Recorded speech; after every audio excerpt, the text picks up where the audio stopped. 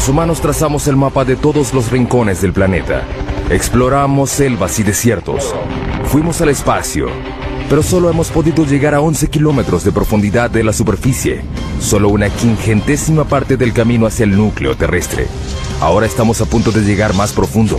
Haremos un viaje al corazón del planeta para alcanzar la última frontera, donde los árboles se abren camino a través de rocas para encontrar agua, donde formas extrañas de vida habitan ambientes mortales y se construyen rascacielos sobre la arena, donde las minas alcanzan el tamaño de una ciudad y donde fuerzas enormes siguen dándole forma a la Tierra. Acompañaremos a científicos, ingenieros y aventureros mientras investigan, exploran y desafían los misterios que yacen debajo. Viaje al centro de la Tierra. Para llegar al centro de la Tierra, hay que hacer un viaje de 6.437 kilómetros a través de los 3 distintos estratos subterráneos. El primero es la corteza terrestre, un estrato superficial y frágil que tiene 32 kilómetros de profundidad. Imagínense que la Tierra fuera un huevo cocido. Los continentes son 3 veces más delgados que la corteza de este huevo y la corteza oceánica es aproximadamente 10 veces más delgada. La corteza contiene muchas cosas en una profundidad relativamente somera. Zonas de carbón, agua, sal, oro, plata y petróleo que se solapan. Lo interesante de vivir en la superficie terrestre es que sembramos las cosas o las extraemos de minas. Muchas de nuestras cosas provienen del subsuelo de diversas maneras. Bajo la corteza yace un estrato más grueso, el manto, un estrato de roca fundida turbulenta de 2.897 kilómetros. Por dentro, el planeta es una región de roca caliente que hierve a temperaturas y presiones que nadie se puede imaginar. A más de 3.871 grados, el manto se agita constantemente y fractura la corteza que está arriba en placas gigantes denominadas placas tectónicas. A diferencia de los otros planetas, las placas le dan forma a la Tierra. Al moverse unos centímetros al año, las placas se incrustan o se separan dando resultados espectaculares. Tenemos volcanes que hacen erupción en la superficie y terremotos, pero logramos sobrevivir en un equilibrio muy delicado. Los volcanes son una fuente increíble de riqueza y de fertilidad. Los volcanes traen nutrientes y materiales frescos a la superficie terrestre. De ahí obtenemos suelos frescos y buenos. De allí provienen nuestros recursos minerales. Ahí se forman. A 2.897 kilómetros bajo el núcleo externo, el hierro fundido es la clave de nuestra supervivencia. Es un campo magnético del ancho de la Tierra que nos protege de la radiación solar. Necesitamos el campo magnético de la Tierra debido a la violencia intensa de nuestro Sol. Finalmente llegamos al núcleo interno, el ambiente natural más mortal de la Tierra. Al llegar al centro de la Tierra, la presión es 3.6 millones de veces mayor a la de la superficie. Es suficiente para reducir este granito a la mitad de su volumen. Nuestro increíble viaje comienza a unos pocos centímetros debajo de nuestros pies. Si peláramos el estrato más superficial de la Tierra, encontraríamos el mundo de los insectos. El de las hormigas es el más amplio.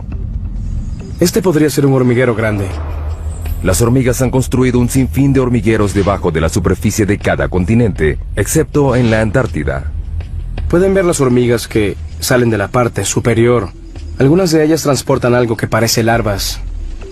Las hormigas han estado aquí desde hace 120 millones de años. Precedieron a dinosaurios como el tiranosaurio Rex. Compartieron la Tierra con el estegosaurio y el triceratops. Superan a los humanos en una proporción de 140.000 a 1. No conozco a ningún otro insecto social que se haya extendido tanto. Es una sociedad que se extiende a lo largo de porciones enormes del ambiente terrestre del planeta. Las hormigas son rápidas. Su velocidad es equivalente a la de un humano que corre a 64 kilómetros por hora. Son fuertes. Pueden alzar 20 veces su propio peso. Es como si un hombre adulto alzara un auto. Sin embargo, lo que más hacen es construir hormigueros. Aunque sorprendente, es una tarea vital para los humanos. Los hormigueros ayudan a que el aire y el agua penetren el suelo y lo mantienen fresco y fértil.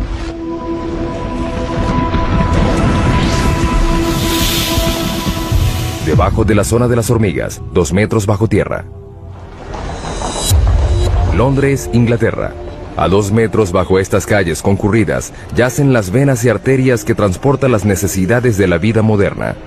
45.000 kilómetros de gasoductos, 30.500 kilómetros de cables eléctricos, 64.300 kilómetros de cloacas y el lugar de descanso final para millones de personas. La frase 2 metros bajo tierra se usa mucho para hablar de los fallecidos y enterrados, pero ¿de dónde proviene? Es una historia que data de 1665 en Londres. La ciudad sufría una epidemia de peste bubónica. En plena epidemia llegó a haber más de 7.000 muertos a la semana. El Lord Alcalde de Londres trató de detener la propagación de la enfermedad y ordenó que se excavaran las tumbas de las víctimas de la plaga al menos 2 metros bajo tierra. Se creía que los muertos infectaban a la gente sana y que al enterrarlos a 2 metros bajo tierra se podía contener la enfermedad. Luego, la gente supo que la plaga era transmitida en realidad por las pulgas que portaban las ratas negras. Finalmente, la epidemia de 1665 causó la muerte de 72.000 personas, 1 de cada 6 londinenses. La ciudad no descansó hasta que el gran incendio de Londres acabó con las ratas el año siguiente. Sin embargo, la tradición de enterrar los muertos a esa profundidad se extendió por todo el mundo.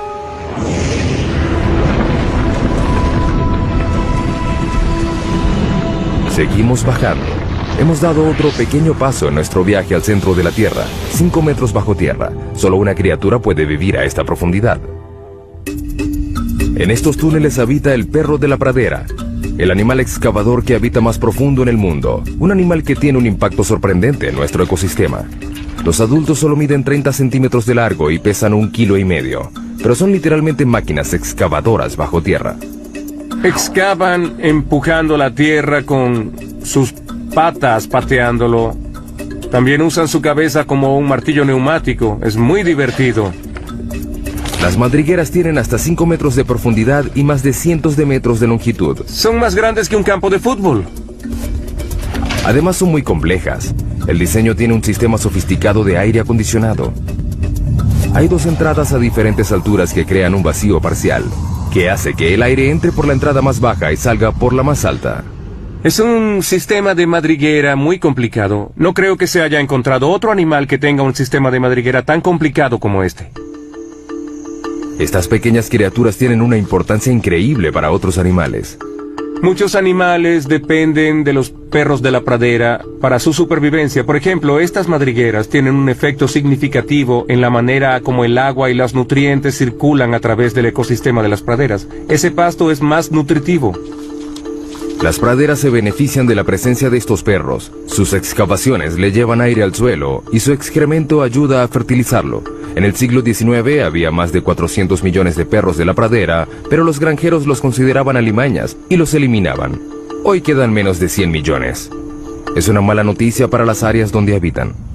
No son realmente parte del sistema de las praderas como lo eran hace 200 años, porque no hay suficientes para que tengan el impacto que se necesita para atraer a los búhos de madriguera o al bisonte. Por un lado, no son animales en peligro de extinción, pero las praderas, como deberían ser y como fueron hace 150 años, sí están en peligro. La próxima parada en nuestro viaje es a 15 metros de profundidad. En muchos lugares del mundo desaparecen las formas de vida superiores a esta profundidad. El suelo da paso a la roca. Comenzamos a encontrar carbón. El carbón se formó hace 300 millones de años. Fue un proceso que ocurrió una sola vez. El clima era más caliente y más húmedo que el actual. En las regiones ecuatoriales de la Tierra predominaba un pantano gigante. Los árboles caídos y la vegetación se descomponían en el suelo cenagoso y los sedimentos superiores los comprimieron en rocas. Hoy, el carbón genera 1/3 de la electricidad mundial. Se producen 7 millardos de toneladas al año. Los campos de carbón más grandes del mundo están en China, Rusia y los Estados Unidos. El estado de Pensilvania produce el 1% del suministro mundial. El pueblo de Centralia en Pensilvania una vez tuvo 1500 habitantes. Era una comunidad idílica de un pueblo pequeño. Podrías ir de un lado a otro y conocer a todos. Es un buen estilo de vida. Hoy es un pueblo fantasma por culpa de un accidente inesperado. En 1962 incendiaron a propósito la basura en un relleno sanitario al lado del cementerio del pueblo. Querían limpiar el vertedero del pueblo, incendiaron la basura y el incendio se extendió por una abertura en este laberinto de unas minas profundas de carbón que habían sido abandonadas. El incendio alcanzó una profundidad de 15 metros y se extendió por 2 kilómetros cuadrados. El área de una parte de Manhattan, y aún no se ha acabado. La antracita es el carbón que activa el fuego. Es un combustible lento y rico en carbono. Al ver la orientación del lecho de roca, se puede notar que se hunde de esta manera, creando un valle sinclinal. En la región de antracita, la mayor parte del carbón se encuentra en el valle.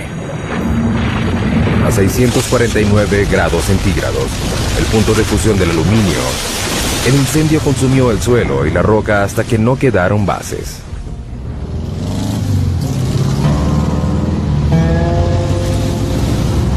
Lo que una vez fue la avenida Locust, la vía principal de Centralia, es en la actualidad una sección de una autopista rural. Es difícil imaginar que esto fue una vez el centro de un pueblo. En esta fotografía vemos cómo era Centralia antes. Estamos en lo que era la estación de servicio de John Coddington. Ese árbol muerto de allá es el mismo de la fotografía. Las calles estaban llenas de casas, unas al lado de la otra. Todo eso desapareció, la naturaleza reclamó lo suyo y ya no queda casi nada del antiguo pueblo. Esta casa en la avenida Locust, enfrente de la estación de servicio, pertenecía a Bob Gadinsky. En 1977, mi esposa y yo adorábamos esta casa. Era una comunidad muy unida. Como ven, ya no queda nada más que un monte lleno de maleza. Con el pasar de los años, el incendio creció. Se hizo más fuerte y se avivó. Quemó el paisaje y chamuscó los árboles desde abajo. Aparte del calor y el humo, el fuego despidió un gas nocivo al igual que lo hace hoy en día. Monóxido y dióxido de carbono, sulfuro de hidrógeno y dióxido de azufre. No es recomendable que respires aquí porque estos gases están presentes.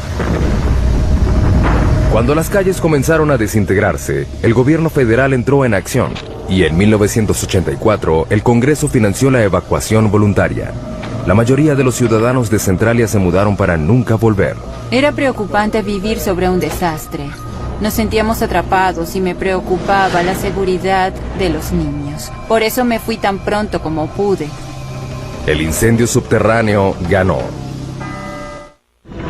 De 15 a 150 metros de profundidad, el suelo ya dio paso a la roca. Esta es la zona de construcción, el estrato donde nacen los proyectos de construcción más grandes del mundo. Como los trenes subterráneos, hay 52 sistemas ferroviarios subterráneos en el mundo. El más largo está en Shanghái, China. 422 kilómetros de rieles, 55 kilómetros más largo que la ciudad de Nueva York. Sin embargo, el tren subterráneo más profundo del mundo está en San Petersburgo, Rusia, a 100 metros bajo tierra, la altura de la Estatua de la Libertad. Tradicionalmente los túneles se excavaban así, o así. Ahora usan esto. La máquina perforadora de túneles, también conocida como MPT. Las MPT se usaron por primera vez en 1956 para excavar la cloaca del río Humber en Toronto. La máquina mide 122 metros de largo, su cabeza cortante mide 15 metros de diámetro y gira 3 veces por minuto para cortar la roca. Se usa un láser para mantener el rumbo. A medida que las MPT avanzan, se instalan anillos de acero y placas revestidoras de concreto. Las MPT son como fábricas móviles. Por el frente cortan la roca y por detrás dejan un túnel acabado. La MPT es el secreto tras alguno de los megatúneles del mundo, como el túnel de base del Gotardo, que comunica a Suiza con Italia a través de la cordillera más alta de Europa, los Alpes. El punto más profundo del Gotardo está a 2.438 metros, por debajo de los picos de las montañas. Se extiende a lo largo de 58 kilómetros. Es el túnel ferroviario más largo del mundo. La construcción comenzó en 1996. Se necesitaron 4 MPT para perforar 2 túneles paralelos de manera simultánea, de un extremo a otro, a través de 24 millones de toneladas de roca. Tardó 14 años. Finalmente, en octubre de 2010, se logró realizar la perforación final. Antes, los camiones tardaban 4 horas en ir de Zúrich, Suiza, a Milán, Italia. El túnel redujo la duración del trayecto en 90 minutos. Para los ingenieros que construyen túneles, la roca es una pesadilla que deben atravesar. Pero la roca también se utiliza para construir las bases de los edificios más altos del mundo. Nueva York, el hogar de los rascacielos más famosos y más antiguos del mundo. Para mantener en pie estos edificios colosales, los ingenieros anclaron las bases de los edificios al lecho de roca, construyeron una plataforma y construyeron encima de ella. De hecho, el horizonte de Manhattan refleja el estrato de roca que tiene debajo.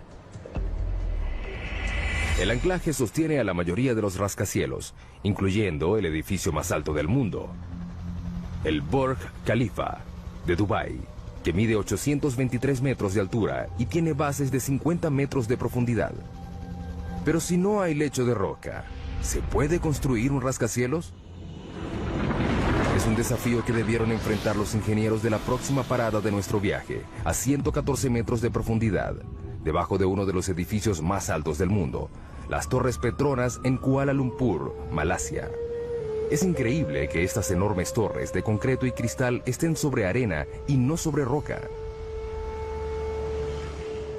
Hemos demostrado que se pueden construir casas en la arena con las técnicas de ingeniería adecuadas. La construcción comenzó en 1996. Se planificaron 2 edificios de 88 pisos y 457 metros de altura. Cada torre pesaría 300.000 toneladas aproximadamente. Al principio la idea era construir las bases en el lecho de roca, pero los topógrafos descubrieron que la roca bajo el lugar de construcción tenía pendientes pronunciadas. Era como un acantilado subterráneo de casi 183 metros. Si seguían construyendo, la mitad de las torres quedaría sobre el acantilado y la otra fuera de él. Un llamado al desastre. Si hubiéramos mantenido la posición original, ya no tendríamos torre. Se habría caído. El lugar de construcción era un área limitada en el centro de la ciudad. No había espacio para construir torres completamente sobre la roca. Decidieron más bien alejarlas del lecho de roca completamente. Eso implicaría que las bases tendrían que pasar por el suelo blando a un estrato de arena. Las bases se mantendrían en pie por fricción, la misma fuerza que mantiene un clavo en la madera. El clavo está arraigado a un pedazo de madera de la misma forma como estas pilas de fricción están clavadas en el suelo por debajo de la torre. El equipo de construcción puso manos a la obra. Debajo de cada torre hundieron 104 pilas a 4 metros de distancia entre sí. Era un bosque virtual de concreto y acero. Algunas de las pilas tienen 114 metros de profundidad. En 2011 son las bases más profundas de cualquier edificio en el mundo. La ingeniería subterránea logró lo imposible. 2 torres de 457 metros de altura construidas sobre arena. Desde hace mucho tiempo, los ingenieros han recurrido a la geología para guiarse en su trabajo, pero la geología puede ser impredecible. El término roca da la impresión de que es algo fuerte, pero no siempre es el caso. La roca puede ser muy antigua. Esta roca tiene 1.6 millardos de años. Pero también puede ser vulnerable a un elemento muy simple: el agua de lluvia. A lo largo de millones de años, el agua de lluvia que cae sobre la roca hace que se deforme y se agriete. Estas fracturas pueden ser enormes. Aquí hay una gigante que se extiende por toda esta roca. Finalmente, el agua crea cavernas en las rocas por las que llega a inmensos lagos y ríos subterráneos. Más abajo, el agua satura la roca como una esponja.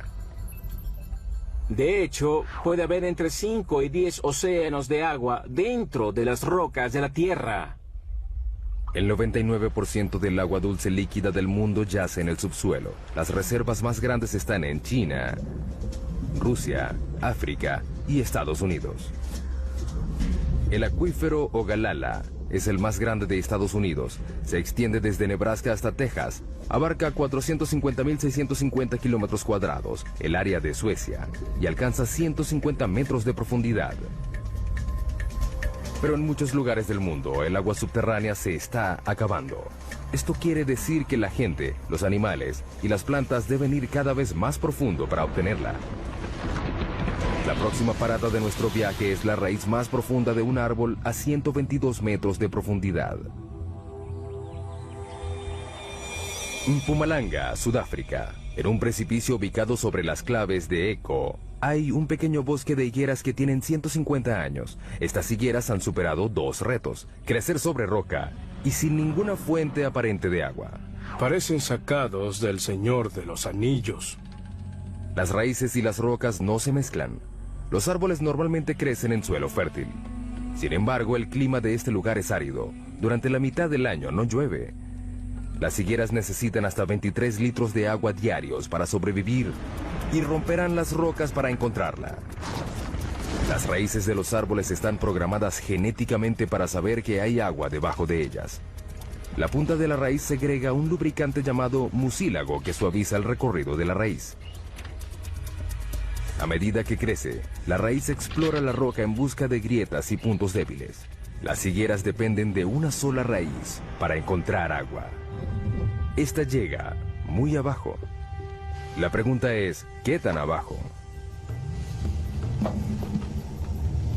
Nos deslizamos hacia las profundidades de la Tierra.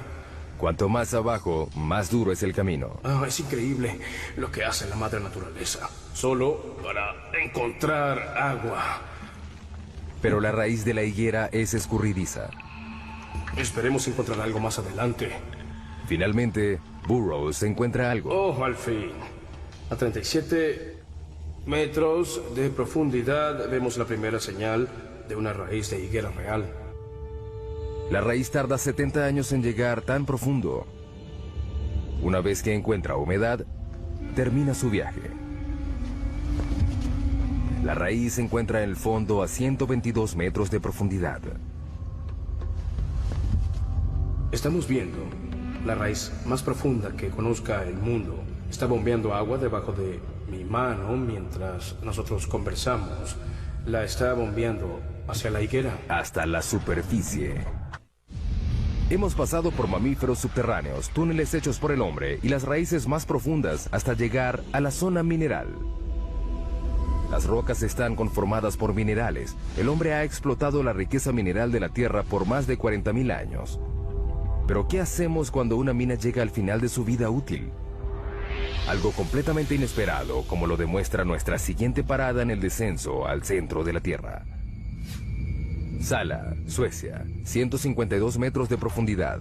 En 2006, los suecos convirtieron una antigua mina de plata en una de las habitaciones de hotel más profundas del mundo. Está amoblada en plata con un comedor exclusivo. Sin embargo, el baño más cercano está en la superficie. La temperatura ambiente es de unos fríos 4 grados. La mina de plata que aloja esta habitación fue clausurada en 1908. Durante 400 años, los mineros extrajeron 40.000 toneladas de roca, casi toda a mano. En el siglo XIX, esta era la mina más importante de Suecia. Hoy en día, la herencia que dejaron los mineros se puede apreciar en los túneles y cavernas que se extienden en la oscuridad por 20 kilómetros. La idea de la habitación de hotel surgió a partir del interés turístico creciente en la mina. La gente viene para dar un vistazo al pasado. La plata es de hace 4.600 millones de años, es decir, del origen del sistema solar. se formó a partir de partículas minerales despedidas al espacio por estrellas que explotaban. Estas partículas fueron atrapadas por el remolino de polvo de los embriones planetarios. Se fundieron con el agua y el calor subterráneo. Hoy se extraen en Australia, China, Europa y América 20.000 toneladas de plata al año. En Sala, el agua que ayudó a crear la plata una vez sigue ahí. La mitad de la mina está llena de agua. Cuando la mina funcionaba, había bombas para controlar el agua de lluvia que se filtraba. Ya no se hace. Esta sección inundada de la mina contiene unos 5 millones de litros. Suficiente agua para llenar 25.000 bañeras. Marco y Tatia Ranisto reservaron la habitación subterránea para celebrar su 15º aniversario de bodas. La idea fue de Tatia. Quiero darle una gran sorpresa y algo especial. Gracias. El elevador tarda 4 minutos y medio a una velocidad de 60 centímetros por segundo para llegar a la habitación a 152 metros de profundidad. Marco empieza a vacilar. Estoy nervioso. Estaré bajo tierra solo. Bueno, casi solo. Estaré ahí. Los Ranisto llegan a su destino. Oh.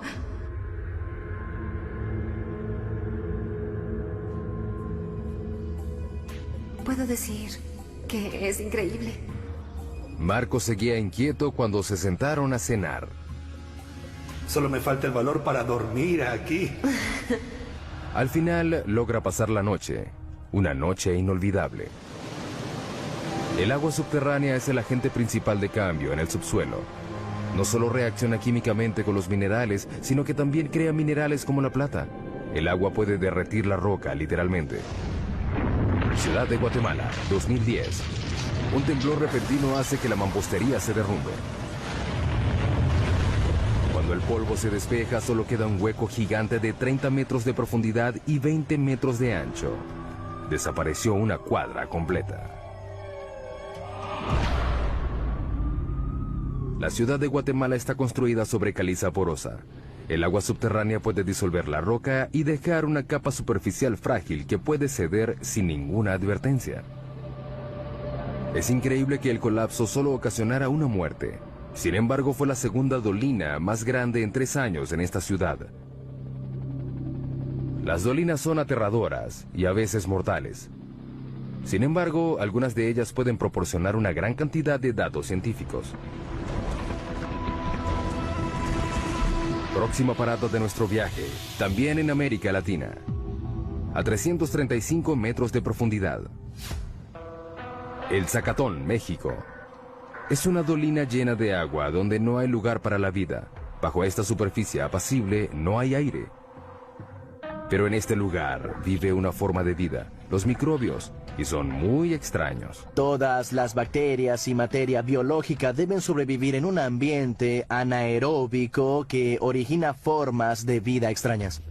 En 2006, la NASA envió un equipo a estudiar los microbios del Zacatón. El primer paso fue descubrir cómo era el interior de la dolina. No sabíamos cuán grande era, ni cómo era. Era algo completamente desconocido. Por eso llegaron con una nueva tecnología, un robot en forma de huevo, diseñado para llegar a donde las ondas no pueden. Lo llamaron Profundidad X. Puede ir en todas direcciones, hacia arriba, hacia abajo, a la izquierda, a la derecha. Puede girar y hacer cualquier movimiento necesario para abrirse camino a través de un ambiente tridimensional. Profundidad X mide 2 metros de ancho y 1,5 de profundidad. Es del tamaño de una moto de 4 ruedas. Lo que lo hace especial es que no se maneja a control remoto, se conduce solo. Una vez que desciende por debajo de la superficie, queda por su cuenta. Durante ese tiempo, debe tomar sus propias decisiones. Para ver, el robot cuenta con un sonar. Esta tecnología se desarrolló en el siglo XX para hacer rebotar ondas sonoras en las paredes y piso de la dolina. El robot crea constantemente en su memoria un mapa tridimensional actualizado como un murciélago que vuela en una cueva oscura. Profundidad X fue el primer robot en tener la capacidad de pensar por sí mismo.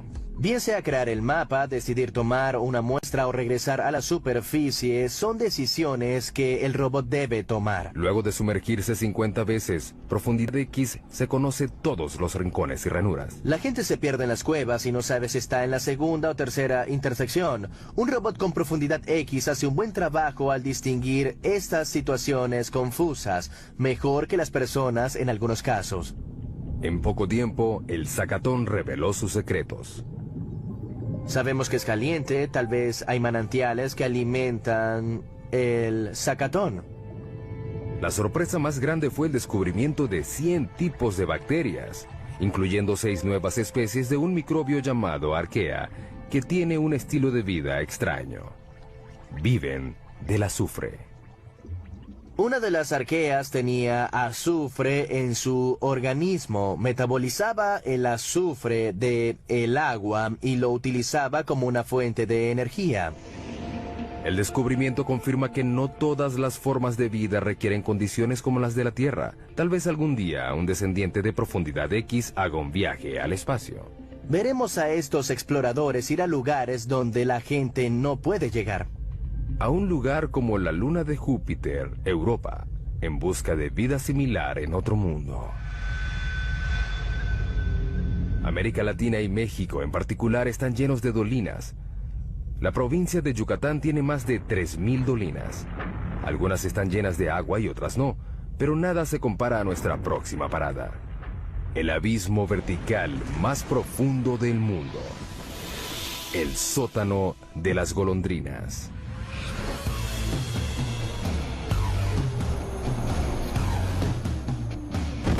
Para cierto tipo de paracaidistas, este lugar representa un reto único. Te paras en el borde, miras hacia abajo y te lanzas. Sientes una corriente de aire.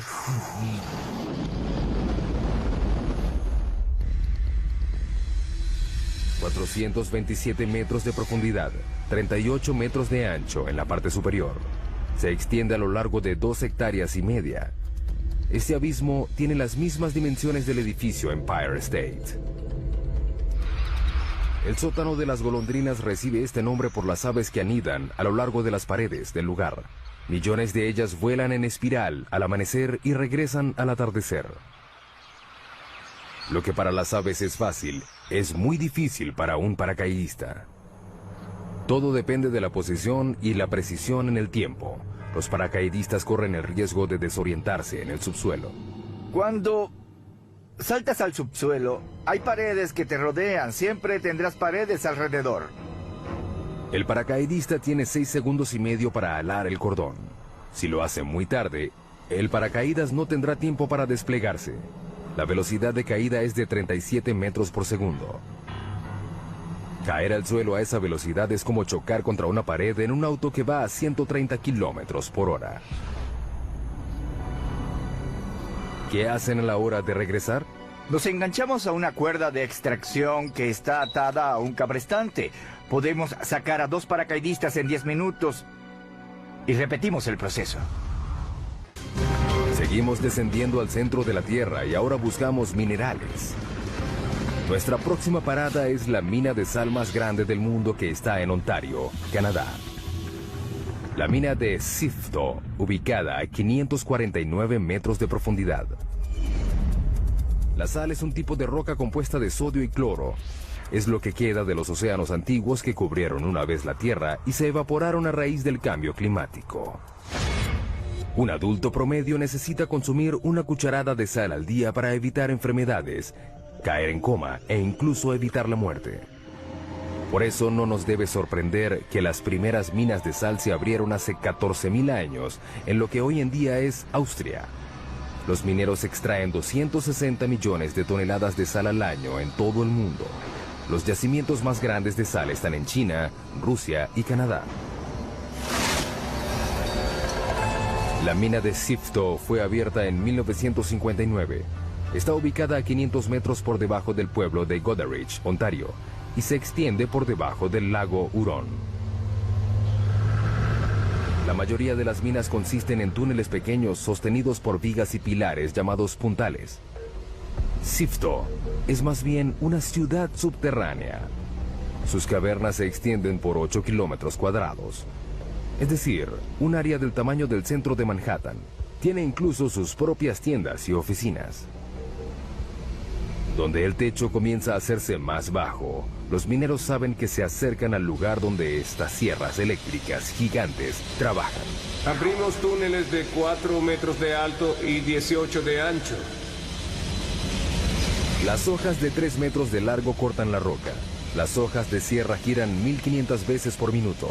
El aire está lleno de polvo. El ruido es abrumador y está a punto de empeorar. Perforamos y explotamos las cabeceras de mina de 18 metros de ancho y 18 metros de alto. Son cuevas enormes.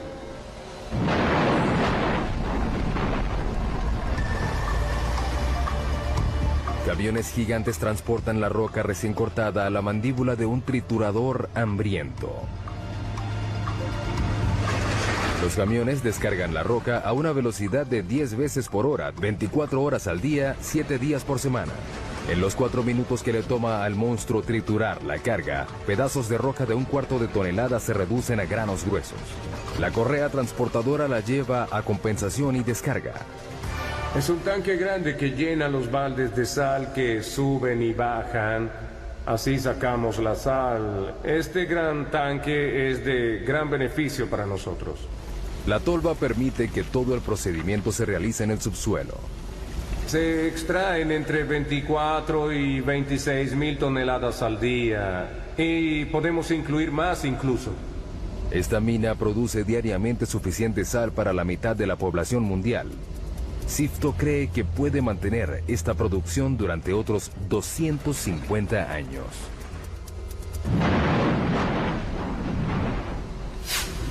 Ahora iremos 183 metros por debajo de la mina de Sifto, a otra mina de sal, en Sondershausen, Alemania.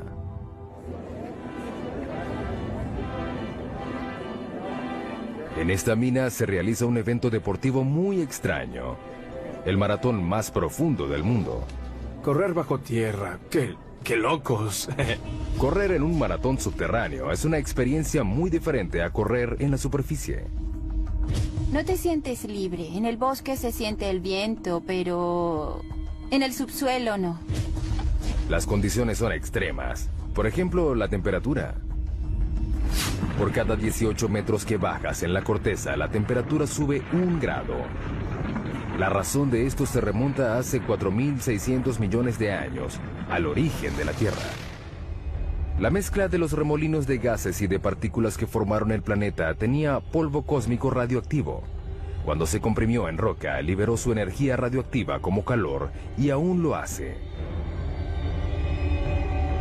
Trabajar en esas condiciones es muy difícil, pero correr es peor. A una profundidad de 732 metros, los atletas deben tolerar una temperatura de 27 grados. Hace mucho calor. Estamos cerca del infierno. 40% de humedad. El aire no es fresco. Ese es el mayor problema. Y un recorrido muy difícil. La carrera se realiza en un circuito irregular que sube y baja 213 metros en cada vuelta. Si te caes aquí abajo, puedes tener lesiones fuertes. A la velocidad promedio de un maratón, el pie pasa 0.2 de segundo en el suelo. Con la fatiga, el pie se queda más tiempo en el suelo. En la mina, cuanto más largo es el contacto, mayor será el riesgo. ¿Ves? Es muy resbaloso. Necesitamos zapatos con un buen perfil como este. Estos tienen un perfil alto, pero podría ser más alto. Necesitas unos zapatos de clavos. Con muchos. Es inevitable que este suelo traicionero tenga una víctima. No se sabe por qué los atletas corren el riesgo de competir en estas condiciones peligrosas. Si les preguntan, todos responden lo mismo. Por placer. Creo que es el maratón más difícil del mundo. ¿Quién puede decir que corrió en un maratón a 610 metros bajo tierra? Luego de pasar medio día bajo tierra, los atletas pueden regresar a la superficie. El calor húmedo, el aire seco y las demás condiciones difíciles son solo temporales. Sin embargo, para los 33 mineros chilenos no fue fácil salir en 2010, cuando el techo de uno de los túneles de la mina de cobre colapsó y quedaron atrapados a 732 metros. Los mineros tuvieron que soportar 27 grados centígrados, un aire tenso y lleno de polvo de roca, oscuridad y aislamiento. No sabían si lograrían salir. Tuvieron que perforar una roca volcánica dura llamada basalto para abrir el hoyo de rescate. Pero esta roca se caracteriza por sus deslizamientos súbitos. Con el temor de provocar otro colapso, equipos de todo el mundo llegaron a Chile a perforar el hoyo de rescate con la última tecnología. Fue un proceso muy lento. Luego de 69 días, los 33 mineros fueron rescatados, uno de los rescates mineros más grandes de la historia. Nos acercamos a los lugares más profundos a los que ha llegado el hombre. Este es el laboratorio científico más profundo del mundo. Hay mucho que hacer aquí. El observatorio Sudbury Neutrino, o Snow Lab, queda a 2 kilómetros por debajo de la región central de Ontario. Hay 2 experimentos en curso, uno que está en la etapa final de la puesta en marcha y otros 3 grandes experimentos que están en construcción. Los científicos de Snow Lab están buscando algo que solo se puede ver a 2 kilómetros de profundidad. Unas partículas diminutas de materia cósmica denominadas neutrinos. Son tan pequeñas que 200 cuatrillones de ellos cabrían en un grano de arena. 200 cuatrillones tiene 26 ceros. No es de sorprender que los neutrinos sean muy livianos. Son partículas increíblemente livianas que normalmente pasan inadvertidas por la Tierra. Los científicos descubrieron los neutrinos en 1956. Están por todo el universo. Para poder ver algo tan pequeño, hay que filtrar los rayos gamma, los rayos X y la radiación ultravioleta que bombardean continuamente la Tierra desde el espacio. Hay que probar que no haya radiación convencional que interfiera en las señales que estás esperando, y para ello se necesita mucha protección radiológica. Por eso el laboratorio está a esa profundidad. Estos rayos cósmicos imposibilitan las mediciones de los neutrinos, que son muy sensibles. Los 2 kilómetros de roca por encima de nuestro laboratorio reducen estos rayos cósmicos por un factor de 10 millones. Para encontrar algo tan pequeño como los neutrinos, se necesitan equipos muy grandes. Cuando buscas una partícula, tratas de aumentar las probabilidades de verlo. Los túneles y cámaras intercomunicados del Snow Lab se extienden por un área de 7.247 metros cuadrados. Es el tamaño de 6 piscinas olímpicas juntas. Parece una estación espacial y no un laboratorio subterráneo. La construcción del laboratorio tardó 18 años y costó aproximadamente $70 millones. Los neutrinos dejan una estela fugaz de luz cuando pasan a través de ciertas sustancias. Esta caverna una vez tuvo 60.000 toneladas de roca. Ahora aloja a esta esfera de 12 metros. La esfera contiene 757 litros de agua pesada. Es un tipo de agua natural que es más sensible a los neutrinos porque su peso molecular es mayor. El neutrino causa una reacción que genera luz. Esta luz reacciona con los fotodetectores. Así podemos descubrir su energía y su dirección. Es difícil llegar al laboratorio a esa profundidad. El elevador desciende a 640 metros por minuto. Luego hay que caminar un trecho de 1,5 kilómetros. La temperatura ambiente es de 27 grados. Es muy caliente por la presión que hay a esa profundidad. Alrededor de ellos la roca está presionada a 551 bares. 500 veces más que la presión de aire en la superficie. El reto para abrir el laboratorio fue crear un ambiente puro bajo tierra. Mantenemos las fuentes de polvo y contaminación al mínimo, limpiando constantemente. Al entrar, los científicos deben someterse a un proceso riguroso de descontaminación para eliminar el polvo que pudiera arruinar los delicados experimentos. Tenemos que quitarnos todo lo que llevamos puesto en la mina, ducharnos y ponernos ropa limpia que nunca haya estado expuesta a polvo de la mina.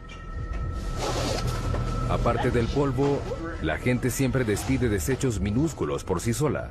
600.000 partículas de piel por hora. 100 hebras de cabello al día.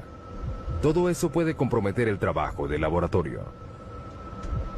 Una vez adentro, los científicos deben someterse a más procesos de limpieza y revisión. Hasta las cloacas del laboratorio están limpias. Tratamos todos los desechos del baño y todas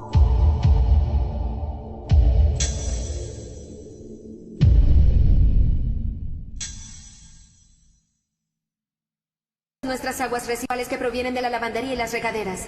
Tienen bacterias especiales que reducen los desechos de manera orgánica y ni siquiera huelen. Nos gusta pensar que tenemos los inodoros más profundos del mundo. Es una comodidad que les agradaría a los exploradores subterráneos de nuestra siguiente parada en el viaje al centro de la Tierra. La madre de todas las cuevas a 2 kilómetros de profundidad.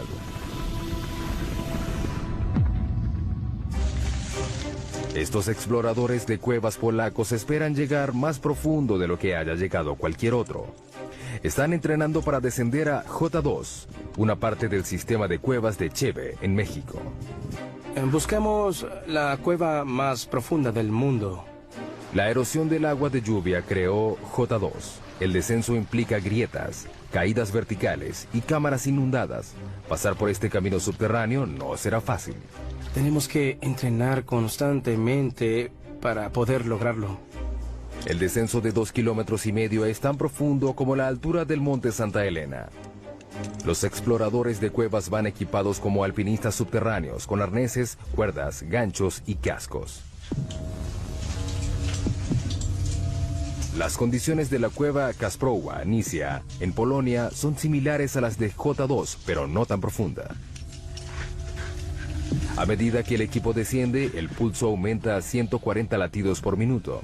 Los exploradores queman unas increíbles 6,000 calorías diarias, el doble de lo normal. Hay que llevar mucha comida durante la exploración. En la expedición real, cada explorador llevará más de 27 kilogramos de comida a un campamento base casi a la mitad del camino. Aunque es muy agotador llevar toda esa carga de comida a menos de 1 kilómetro, es vital. Simplemente se necesita llenar el estómago. Así es. A los exploradores de cuevas les encanta estar bajo tierra. Cuanto más angosta y pequeña sea la cueva, mejor. Para mí es como estar en un parque, jugando con mis amigos. Pero la J2 real no es ningún juego para niños. Tiene pasadizos tan angostos que intimidan a los exploradores más expertos. Soy de baja estatura y no me va mal en lugares angostos, pero no voy a lugares así. Creo que no me gustaría. No me gustaría. Para analizar las grietas, los exploradores necesitan emplear toda su experiencia y sus habilidades. Si caes 20 centímetros más allá, te quedas atascado en la grieta. Sería fatal, porque los rescatistas no pueden llegar tan profundo. El descenso continúa. Los exploradores siguen adelante.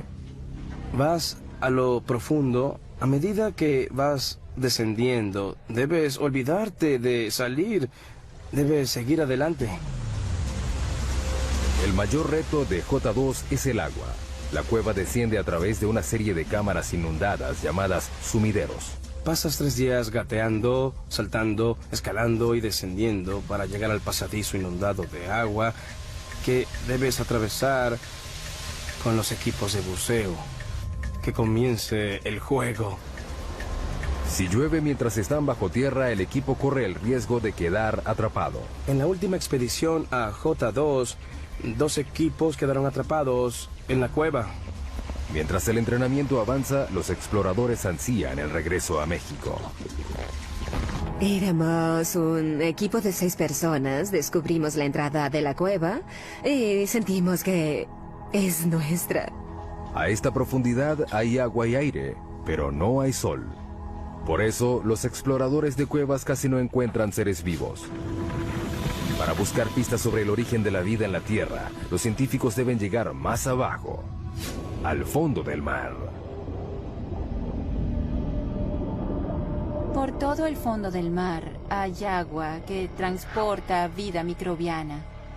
Cerca de la costa de Vancouver, Columbia Británica, el sumergible Alvin entra al agua. Para nosotros estos estudios son como las misiones Apolo. Alvin es un mini submarino de aguas profundas de 16 toneladas y 7 metros de largo. Lleva una tripulación de 3 personas a 2,5 kilómetros de profundidad, en busca de microbios producidos en el interior de la Tierra. En la superficie no hay nada similar a los microbios. No podemos reconocer al menos el 75% del contenido genético de este tipo de vida.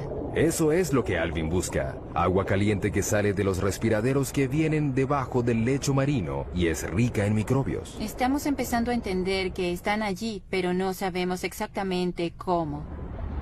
Los respiraderos pueden alcanzar temperaturas de hasta 400 grados. Son producidos por el movimiento de las placas tectónicas.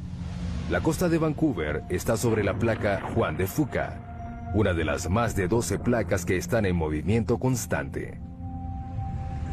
Cuando los bordes de las placas se separan, crean fisuras grandes en el lecho marino. A través de ellas, el agua es succionada, calentada en el subsuelo y despedida de nuevo al océano en un ciclo continuo. Esta agua porta consigo los microbios.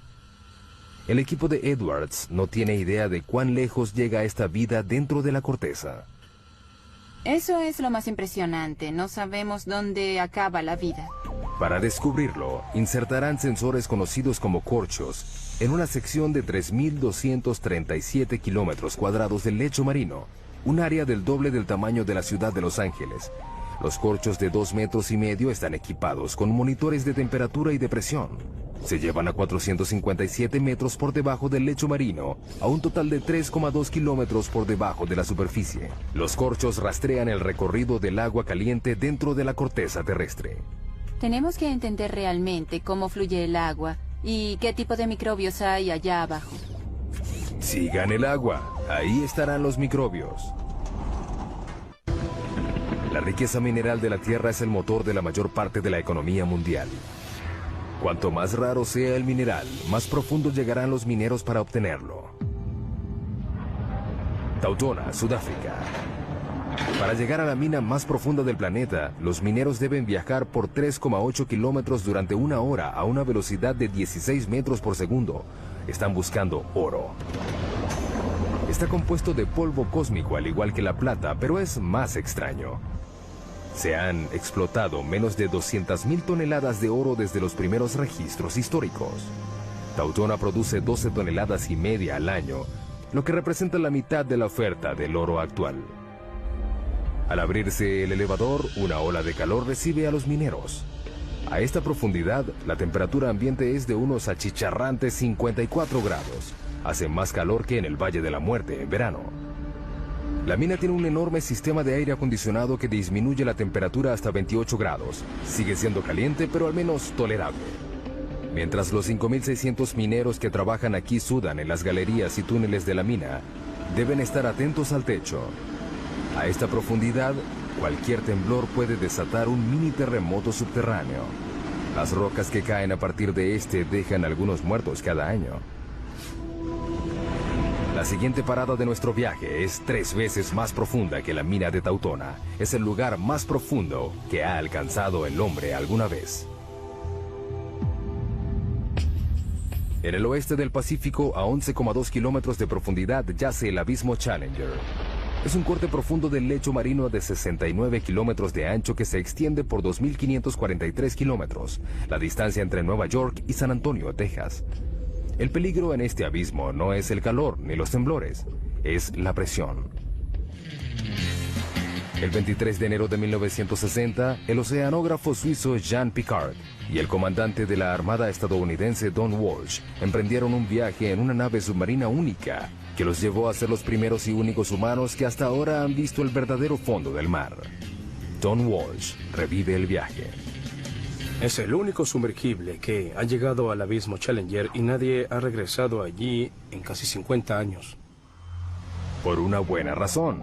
La presión a 11 kilómetros de profundidad es de 1.103 bares. Imagínense un dedo cargando el peso de 48 aviones Boeing 747. Para soportar ese peso, Piccard diseñó un sumergible llamado Trieste, de 15 metros de largo y 3,5 de diámetro. pesaba 51 toneladas. Era del tamaño de un camión mediano y cargado. Para protegerse, la tripulación se sentó en una esfera de acero de 2 metros de diámetro que pesaba 16 toneladas. No había mucho espacio para estirar las piernas. Teníamos 481 litros para ambos. Ese es el tamaño de una nevera doméstica. No era algo malo, tomando en cuenta que el agua a esa profundidad estaba a 1 grado.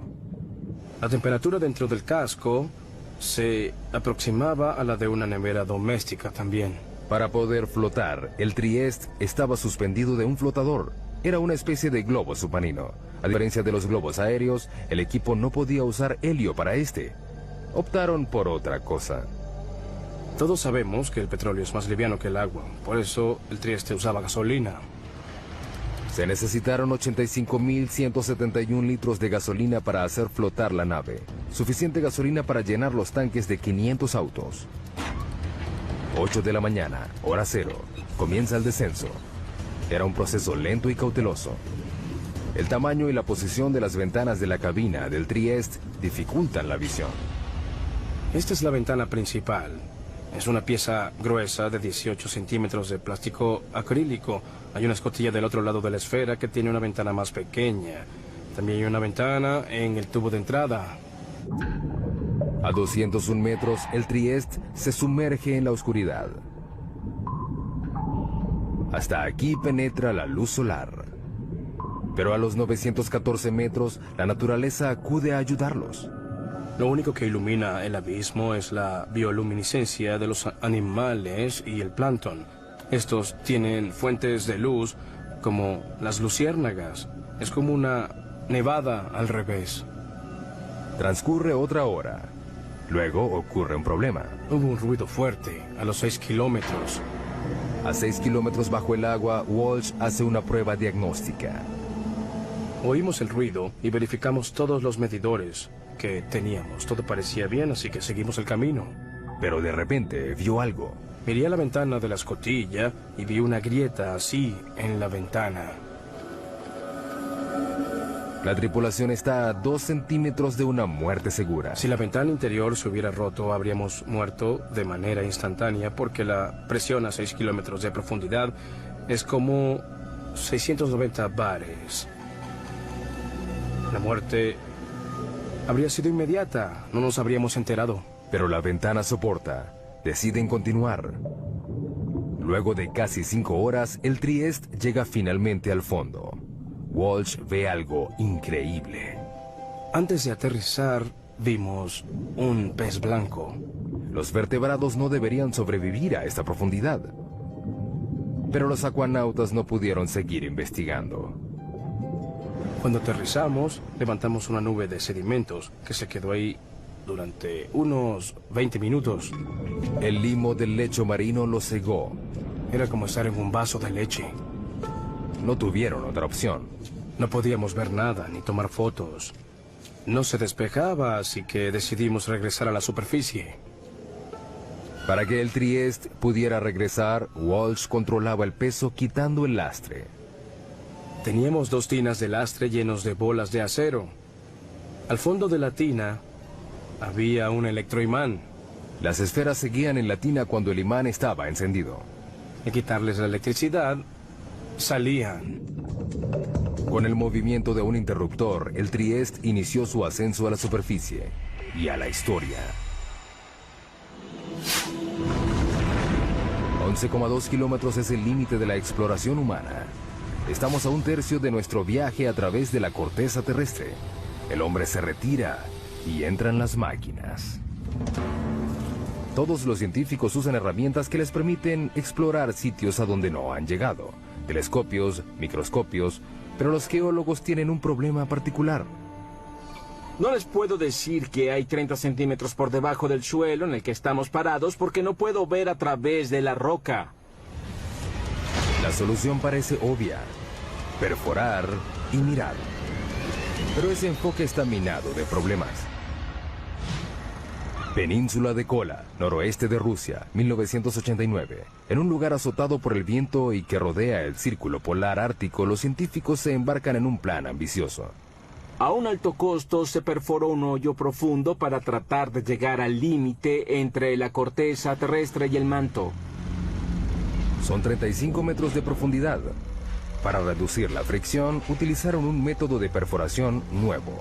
En vez de hacer girar toda la sarta, ahora solo gira la mecha bien lubricada, con lodo y aceite. A 6,4 kilómetros encontraron fósiles de plancton antiguo de 18 millones de años en un estado de preservación sorprendente. A 11 kilómetros encontraron roca de 4.400 millones de años. El zircón, el mineral más antiguo del planeta. Pero con cada metro que perforan, la temperatura aumenta. A los 12 kilómetros la temperatura alcanza 299 grados. La perforación se detiene de repente. La temperatura aumenta rápidamente a medida que entras al planeta. Cuando perforas hoyos muy profundos, el metal de tu taladro comienza a derretirse. Durante los 14 años siguientes se intentó reanudar la perforación, pero todo fracasó. No tenemos equipos ni los materiales que soporten las temperaturas y las presiones que hay a decenas de kilómetros de profundidad. El hoyo súper profundo fue abandonado en 2003. ¿Qué hacen los geólogos si no pueden perforar? Pues usan sus oídos. No vemos lo que hay dentro del planeta, lo escuchamos. Estos ecógrafos se conocen como sismógrafos y siguen los sonidos hechos por el movimiento de las rocas en el subsuelo. Literalmente escuchan los terremotos. En promedio, hay un terremoto de magnitud 6 o más cada 3 días. Hace que todo el planeta tiemble. Las vibraciones cambian según la densidad de la roca. Estos son datos que los geólogos pueden leer. Hemos podido crear imágenes tridimensionales de todo el planeta mediante el seguimiento de miles de sismos hechos con miles de sismógrafos durante muchos años. Todo el mundo depende de los recursos que están bajo nuestros pies. La próxima parada de nuestro viaje es en el campo petrolero más profundo de los Estados Unidos, a 11,2 kilómetros por debajo del Golfo de México. Cuando están en operación, más de 6.000 plataformas petroleras explotan las costas de Texas y de Luisiana con la capacidad de suministrar el 25% del petróleo estadounidense. Pero no es fácil de encontrar. Está a 1,5 kilómetros bajo el agua y a 10 kilómetros dentro de la roca. A medida que se va dificultando el hallazgo de petróleo y gas, se van perforando hoyos cada vez más profundos en aguas cada vez más profundas. Se está desarrollando una revolución en la perforación en aguas profundas en las costas de Egipto, África Occidental, Brasil y el Golfo. Es impresionante que tengamos la tecnología para perforar tan profundo. Pero la tecnología tiene limitaciones. En la primavera de 2010, una plataforma llamada Deepwater Horizon perforaba un pozo relativamente somero de 7 kilómetros de profundidad en el campo Macondo, a 80 kilómetros de la costa de Luisiana. 20 de abril, 10 de la noche, la plataforma es sacudida por una explosión. A 56 kilómetros de distancia se avista una bola de fuego. Mueren 11 trabajadores petroleros y hay 17 heridos. En el lecho marino a 1,5 kilómetros, el cabezal de pozo roto descarga hasta 60.000 barriles de petróleo diarios. Un barril tiene 159 litros. Es como 450 camiones cisterna al mar. Aproximadamente se derramaron 5 millones de barriles de petróleo. Ha sido el peor derrame petrolero en Estados Unidos. ¿Pero qué fue lo que sucedió? Deepwater Horizon ya había perforado pozos a 11 kilómetros del fondo del campo petrolero del Golfo durante el otoño anterior en otro lugar. En comparación, la perforación en Macondo era casi rutinaria, pero las apariencias engañan. El Golfo es uno de los lugares más difíciles de perforar. La plataforma continental, en 1,5 kilómetros, se transforma de manera abrupta en una serie de arrecifes pronunciados, valles con cañones y volcanes de lodo de hasta 152 metros de altura. La geología es muy complicada. El petróleo debajo de este lecho marino accidentado se extiende por una grieta de roca de 35 millones de años y 244 metros de grosor. Está atrapado bajo una presión enorme, 100.000 veces mayor a la superficie. El peso de la roca superior presiona hacia abajo. Eso aumenta muchísimo las presiones en el fondo del pozo. Además de la presión, los perforadores se pueden encontrar con bolsillos potencialmente peligrosos de gas metano congelado, conocidos como hidratos. Si perforas uno por accidente, puede ser un gran problema. Al calentarse por la fricción de la perforación, el metano explota en el pozo y libera cantidades enormes de volumen de petróleo. Muchos investigadores le atribuyen la causa de la tragedia del Deepwater Horizon a un bolsillo de metano congelado. La tecnología convencional de barrido no siempre puede identificar estos bolsillos. Es un desafío para la exploración petrolera. La gente no sabe cuánto porque es muy difícil crear la imagen sísmica.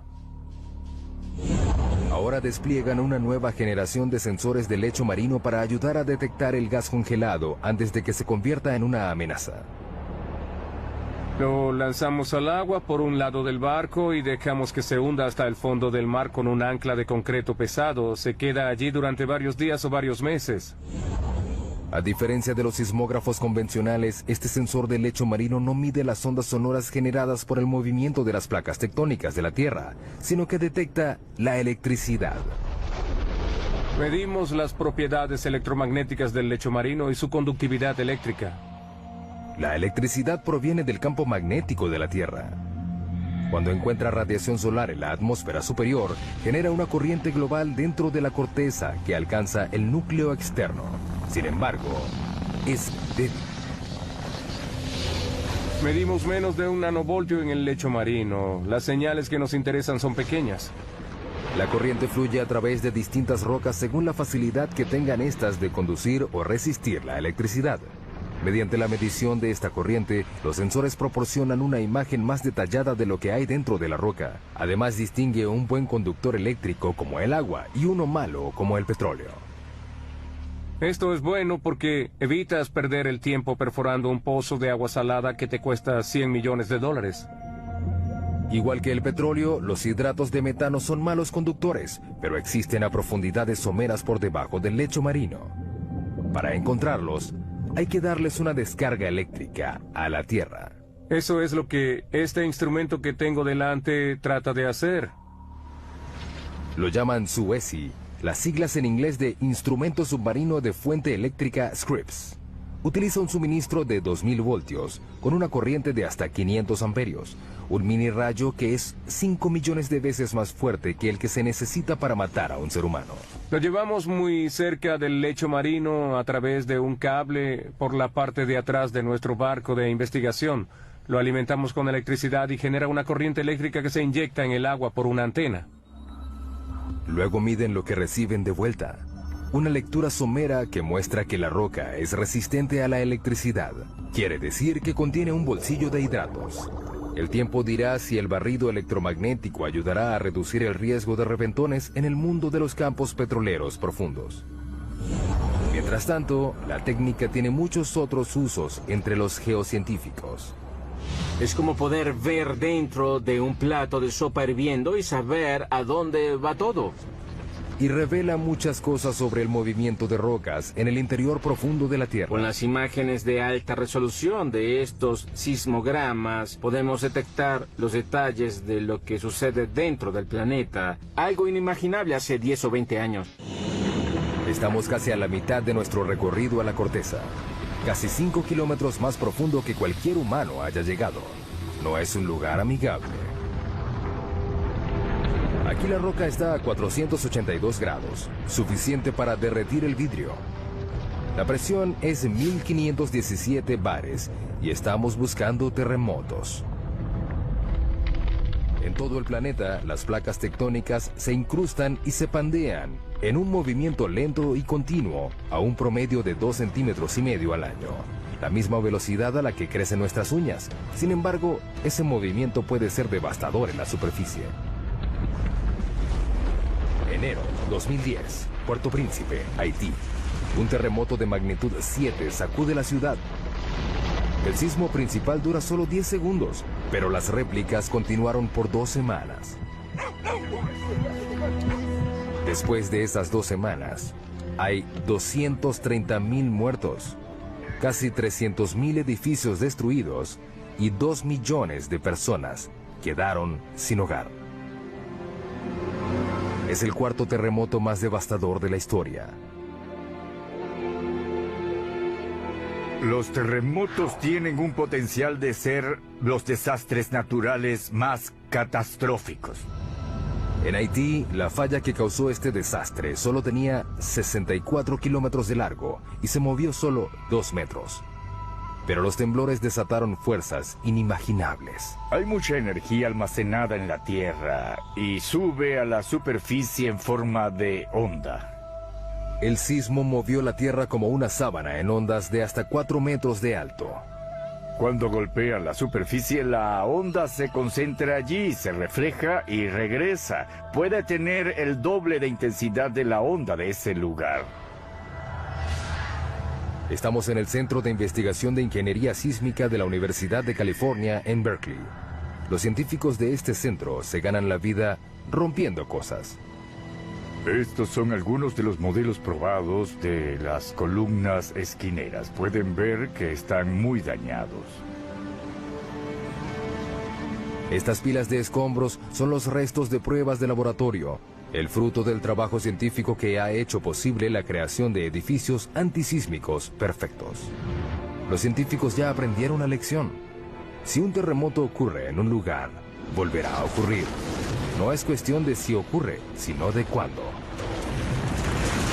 En California tenemos la mala suerte de tener terremotos con bastante frecuencia. Sin embargo, eso nos hace prepararnos. Las únicas opciones son mudarse o construir edificaciones más seguras. Debemos prepararnos mejor para un terremoto mediante mejoras de normas de diseño. Durante un terremoto, el movimiento más peligroso no es el vertical, sino el horizontal. Este ingeniero trabaja en un diseño que hace las paredes más resistentes a los movimientos horizontales mortales que derriban los edificios. Creamos este tipo de conexión que puede transferir cargas laterales. Estas paredes están unidas por placas de acero que soportan la tensión. Las placas se pueden romper sin que la pared completa colapse. Las paredes están hechas con una mezcla de concreto y fibra, que las hace más flexibles y menos quebradizas. Están diseñadas para que se dañen. El equipo de Berkeley usa una variedad de equipos para someter a los nuevos diseños a un proceso lento de destrucción. Ese bloque de concreto inmenso mide 8 metros y medio de largo por 8 de alto. Pesa 300 toneladas. Hay mucha energía latente encerrada en esa masa. Cuando estos 4 martillos hidráulicos enormes empujan el bloque, le transfieren la energía a la estructura que se está probando.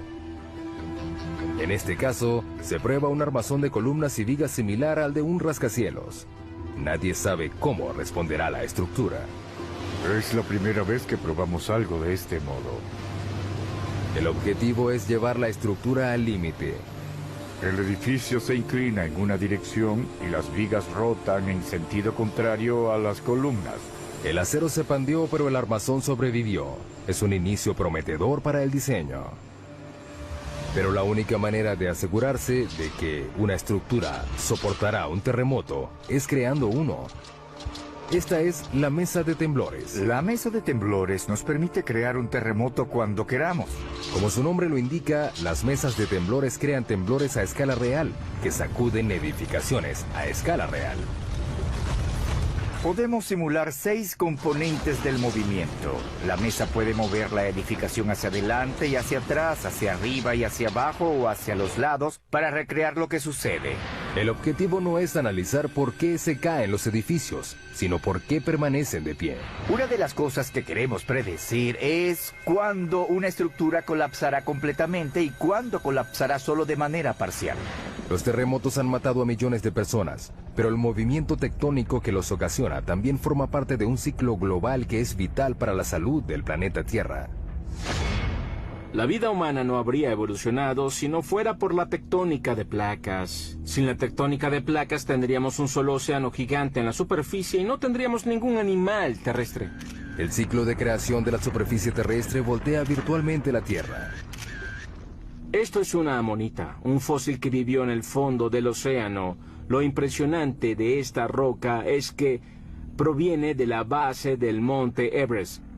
Lo más impresionante de todo esto son las fuerzas que la trajeron a la parte de arriba del planeta, que debieron ser enormes e increíbles. La fuente de estas fuerzas yace aún más profunda que las placas tectónicas. Nuestra próxima parada en el viaje al centro de la Tierra. A 35 kilómetros de profundidad entramos al manto, una vasta región de 2.897 kilómetros, que contiene el 70% de la masa del planeta. Aquí la temperatura y la presión compiten para decidir cuál de las dos cambiará más a la roca. A 56 kilómetros de profundidad, la presión es 16.500 veces mayor a la de la superficie, más de lo que un humano puede soportar. Esta cámara a alta presión ilustra el impacto de una presión tan alta en un cuerpo humano desprotegido. La respiración se hace imposible rápidamente porque los pulmones colapsan y las costillas hacen una implosión. Solo 3 kilómetros más abajo, a 59 kilómetros, la presión aplasta y pulveriza nuestro cráneo. Pero la temperatura también aumenta gracias a la liberación de energía radioactiva en el manto. A 982 grados, el calor es suficiente para empezar a derretir la roca. Esta comienza a convertirse en algo llamado magma. El magma es lo que ocurre cuando la roca alcanza su temperatura de fusión y pasa de estado sólido a líquido.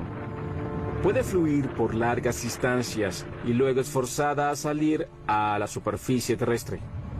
A medida que se filtra hacia arriba, el magma se mezcla con una variedad de sustancias que lo hacen más volátil. El magma es una combinación fascinante de roca fundida y gases disueltos como agua y dióxido de carbono. Justo debajo de la superficie, el magma acumula en esos vacíos en la roca que los científicos denominan cámaras. La cámara más profunda que se haya detectado está a 34 kilómetros por debajo de Oahu, Hawái.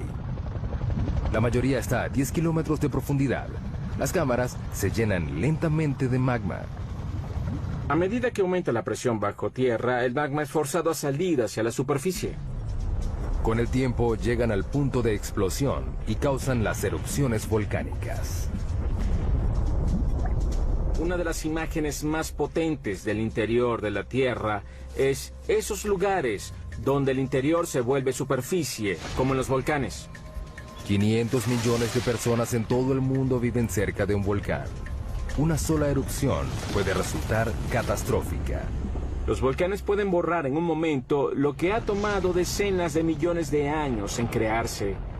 Las erupciones ocurren sin advertencia, su temperatura es mayor a 500 grados y son prácticamente indetenibles. Abril 2010. El volcán Eyjafjall hace erupción en Islandia.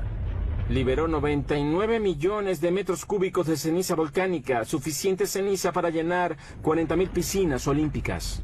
Una nube de cenizas de 9 kilómetros de alto se liberó. Se esparció por 1.800.000 kilómetros cuadrados, un área más grande que Alaska. La erupción hizo que se suspendieran los vuelos en el hemisferio norte durante 6 días que dejaron varados a más de 1 millón de pasajeros diarios.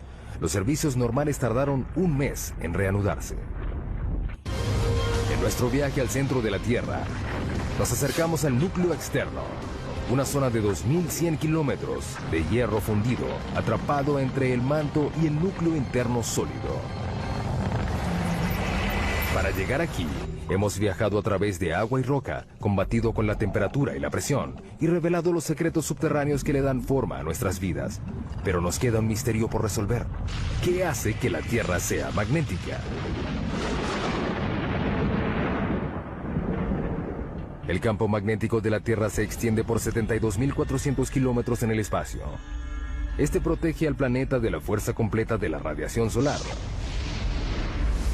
Una sola erupción solar que dure 2 horas esparce 10.000 millones de toneladas de partículas radioactivas. Son suficientes para darle electricidad a Estados Unidos durante 10.000 años, o para evaporar nuestra atmósfera. Sin el campo magnético que las desvía, las partículas solares extinguirían la vida en la Tierra. Necesitamos el campo magnético de la Tierra debido a la intensa violencia de nuestro Sol.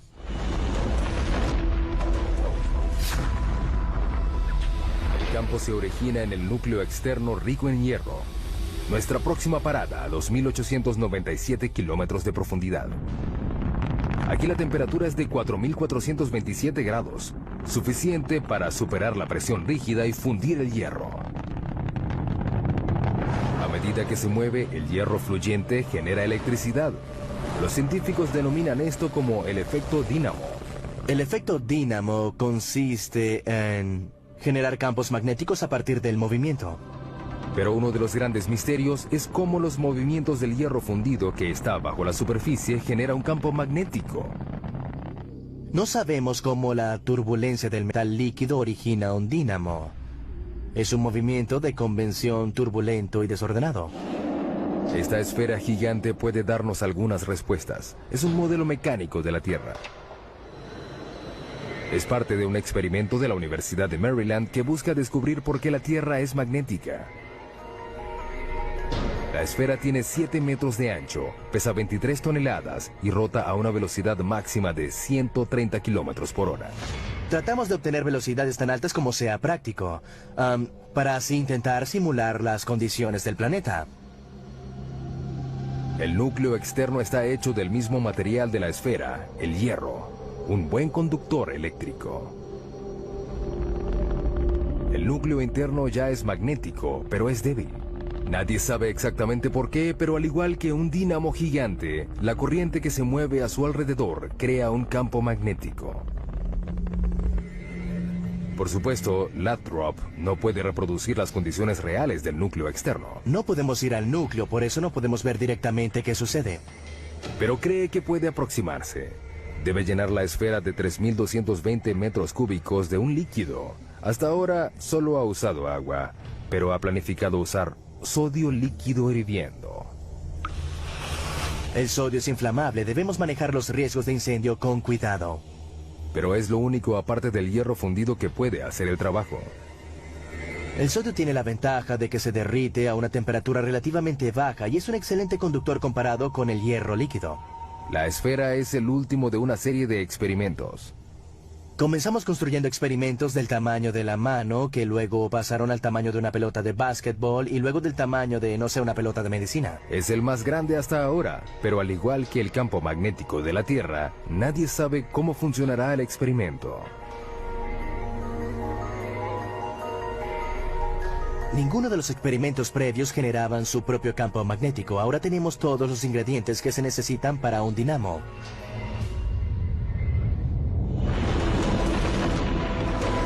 Casi 6.400 kilómetros de profundidad, llegamos al final de nuestro viaje, el núcleo terrestre. Es una masa de hierro de 2.400 kilómetros de ancho y un área superficial un poco mayor a la de América del Sur. La temperatura de este lugar no es tan caliente como la de la superficie solar, pero el peso de todo el planeta presionándolo hace que el hierro permanezca rígido. La presión es muy intensa, es 3,5 millones de veces más que la presión de la superficie. La misma convección que ayuda a generar el magnetismo también empuja el calor hacia la superficie, enfriando el núcleo en el proceso. A medida que la temperatura cae, el núcleo se solidifica lentamente.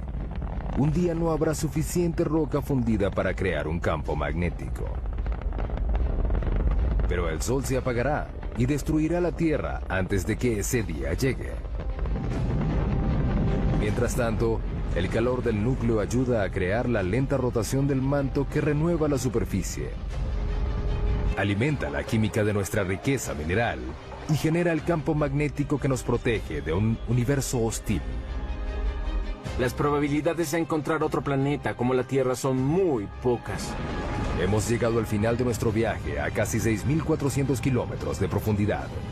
Vimos túneles que atraviesan montañas y minas del tamaño de una ciudad. Pasamos por incendios e inundaciones. Soportamos terremotos, volcanes y presiones que trituran nuestros huesos. Finalmente descubrimos el secreto más profundo de la Tierra, que lo que ocurre debajo es lo que realmente la mantiene viva.